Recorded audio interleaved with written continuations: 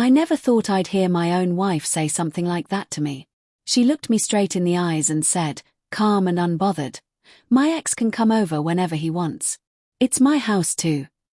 In that moment, something inside me finally snapped. Let me rewind a bit so you understand how I ended up there. My name is Ryan, and I married a woman I truly believed was the love of my life. Her name is Emily. When we first met, she felt like a person who saw the good in everything.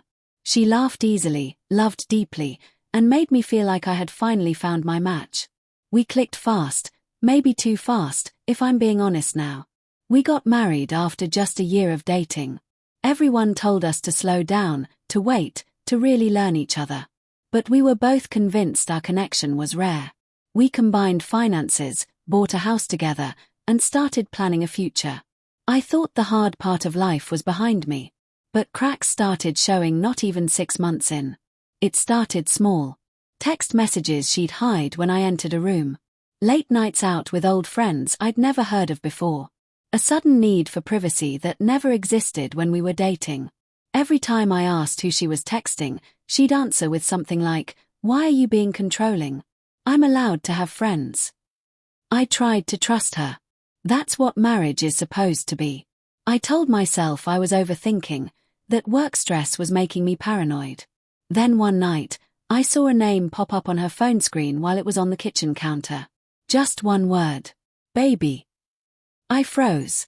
She snatched the phone so fast you'd think it was about to explode. I just stared at her, waiting for some explanation that didn't sound insane. She sighed and brushed me off. "It's just my ex. We stayed friends. You're being dramatic." I tried to stay calm. I told her I was uncomfortable with it, that I didn't think it was appropriate. And she looked at me like I had insulted her entire existence. "You don't get to control who I talk to," she snapped. "This is my house too." Those words kept coming back like a storm cloud. Over the next few weeks, the situation only got worse. Her ex, his name is Jason, started showing up in their conversations constantly. She'd mention funny things he said or memories they shared together. The way she smiled when she spoke about him was a smile she hadn't given me in a long time. I tried to tell myself it wasn't what it looked like. But every night, she'd roll over, facing away from me, phone glowing beneath the blanket. Then came the night that changed everything. I'd been working late and got home around 10. The lights were on, TV running, but the house felt off. Too quiet. I called her name, checked the bedroom, then the kitchen. And that's when I heard it. A man's voice. Laughing.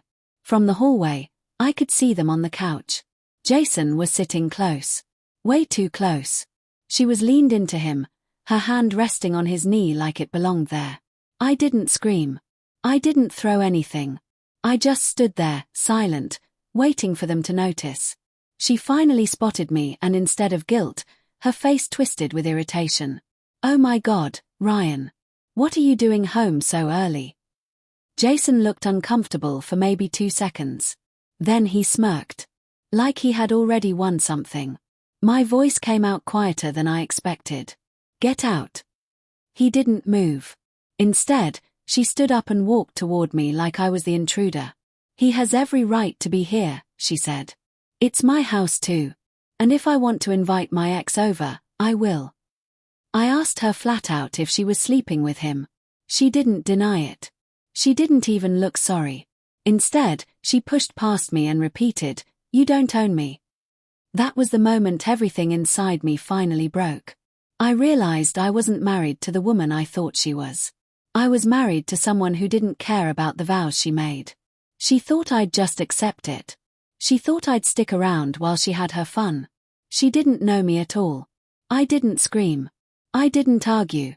I went to the bedroom, grabbed my car keys, and walked out. The next morning, I spoke with a divorce lawyer. I explained everything, and he didn't even look surprised. "People like her," he said, "rarely change." It hurt hearing that. But it was the truth I needed. I filed the divorce papers that same day. Her phone blew up with messages and calls when she realized what I'd done. First, she was angry. Then demanding. Then crying. Then suddenly promising she would cut Jason off and fix everything. But I wasn't interested in promises anymore. I blocked her number, her email, everything. Her family reached out, saying she was devastated and I should at least talk to her. I didn't answer. She wanted her ex more than she wanted a marriage. So she can keep him. I walked away from a life I thought I was building, and it hurt like hell. But every day I breathe easier.